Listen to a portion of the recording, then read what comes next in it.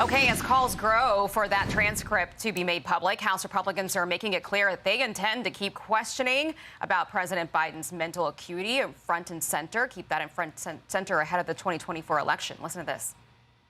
The American people know that if someone is mentally unfit to stand trial, they are unfit to serve as commander-in-chief. I think if there was ever a time that we need a cognitive test for a sitting president of the United States, it's right now. If he thinks he's fit to lead this country, prove it to us. So let's bring in Karl Rove, former White House Deputy Chief of Staff and a Fox News contributor. Karl, good to see you. On the transcript and on the audio recordings, and even trying to bring in Robert Hur, which I imagine that House Republicans will try to do, it would seem to make sense to me that the White House would want to release these transcripts, especially if the president feels like Robert Hur cherry-picked some of the things that he said to make him look bad. I think that's right. The White House would if it were, as you described, over-dramatized. But look, this is not a winner for the White House. And if you take a look at it, NBC poll about 2 weeks ago, 76% of the Americans voters are concerned that President Biden lacks the necessary mental and physical health to serve a second term. And in an ABC poll last week, 86% said he's too old for another term. So the more we talk about this, the more we deal with an issue where nearly 8 out of 10 people think he already lacks the ability to serve through a second term, and nearly 9 out of 10 think that he's too old. Now, that's a real problem. If you want to keep litigating this argument and make it go from being a week or two to being several months, do what the White House is doing by, sort of pushing back dramatically with a late night or late afternoon, early evening news conference by the president, and then a drumbeat of attacks by Democrats on the prosecutor, who was obligated by law to explain why he wasn't charging the president. Well, and to add on to the recent polling, I mean, this issue is not going to go anywhere anytime soon, definitely not before November. This is a new Reuters poll as well, and it shows that 78% of Americans, voters, think that the president is too old for office. What's interesting is that Democrat donors out there, we know, are worried. There was a bunch of reporting on that over the weekend.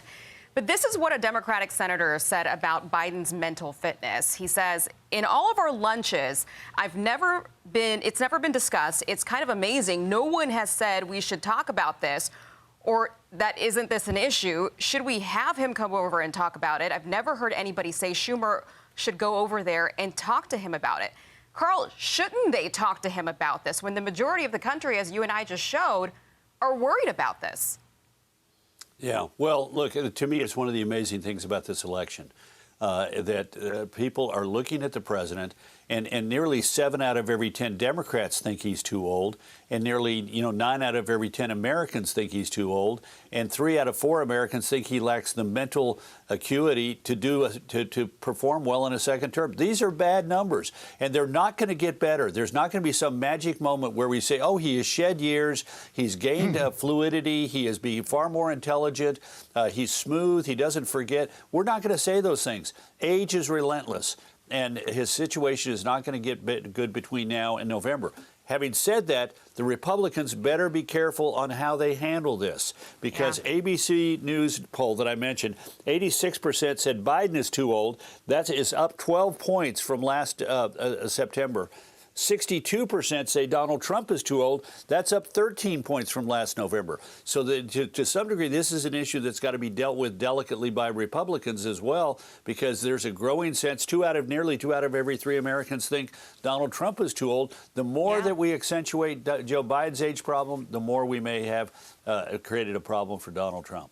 Karl, I can't imagine anything worse for Democrats than to have Robert Hur show up on Capitol Hill and actually speak the words that we all have now read. Karl Rove, thank you so much. You bet. Thank you. Hey everyone, I'm Emily Campagno. Catch me and my co-hosts Harris Faulkner and Kaylee McEnany on Outnumbered every weekday at 12 p.m. Eastern, or set your DVR.